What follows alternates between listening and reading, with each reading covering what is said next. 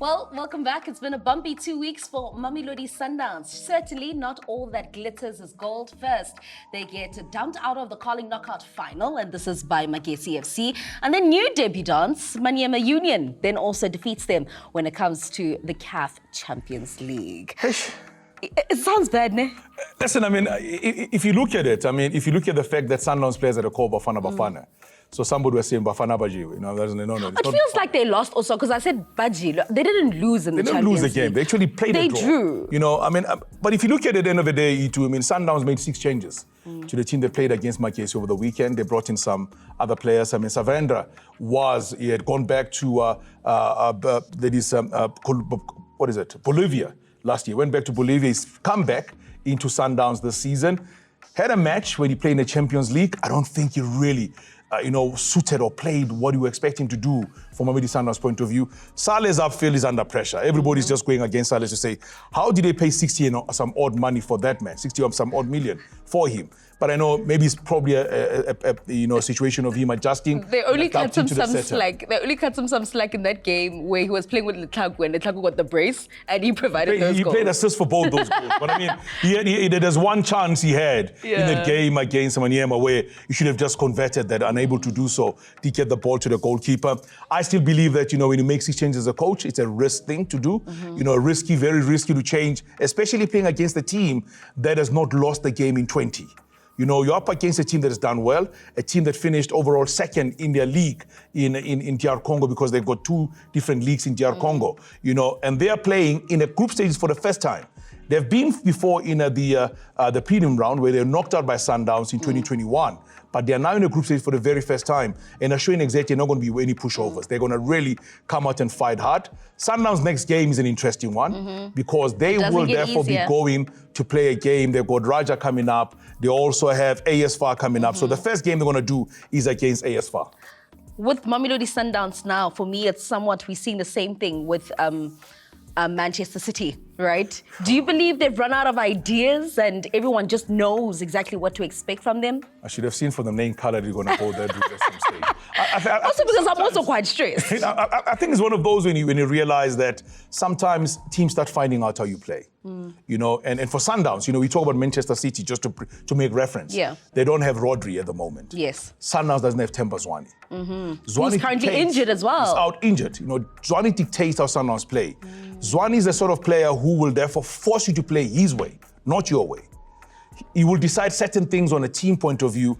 And I believe that also maybe fatigue creeping in. Yeah. Because if you look at the fact that the fixtures have been thick and fast. Yeah, and also the fact that they came from Bafana and then didn't have a rest. Pirates had a rest before they played their game against CR Belouizdad. But Sundowns didn't have that rest. They eventually had to start.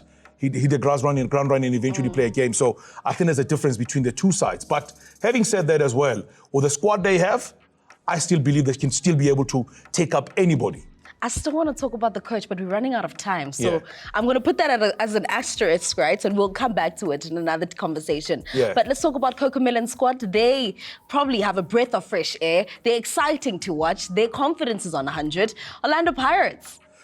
Every time Mngqithi scores, he scores a beautiful goal. Yeah. The coach did say that when he saw him the first time and he promoted him to the senior team, he knew there's something. He told him, play your way.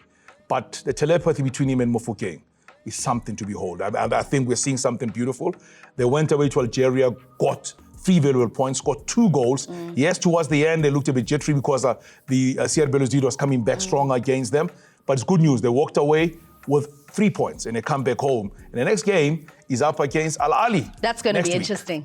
That is going to be so much interesting. But also, you look at Orlando Pirates and how they are. Do you believe that this is a new philosophy that they're tapping into how football was for South Africa back in the days, where we saw 19, 18-year-olds and you were excited to watch them? There's a song I love by Tony Braxton, Spanish guitar. Okay. He's playing beautifully so Keep at him. the moment. Keep him.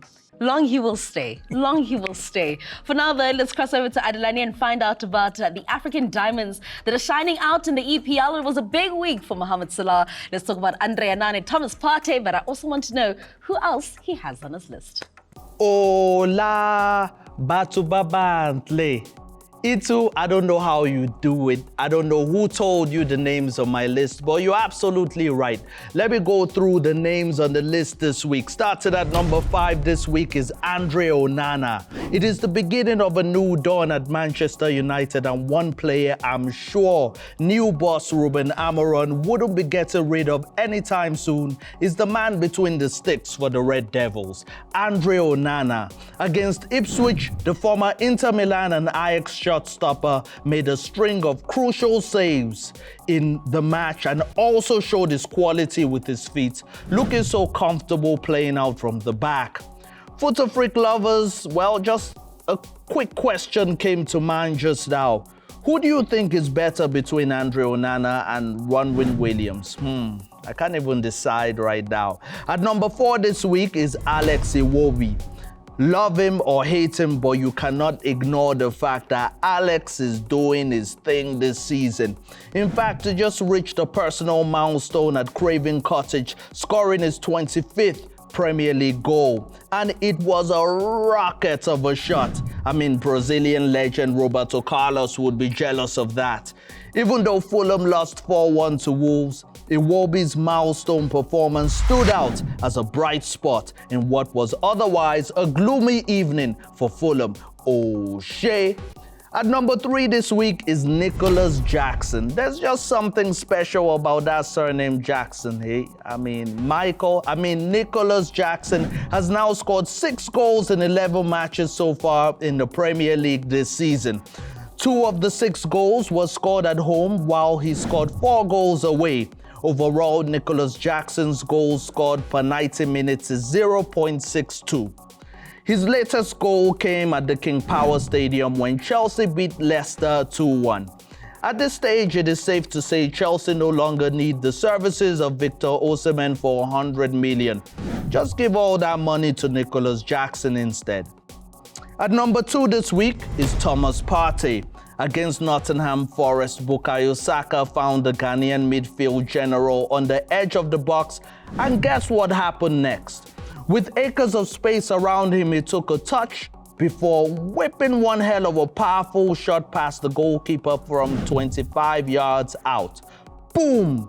Out of 34 passes he attempted in the game, he completed 33 of them.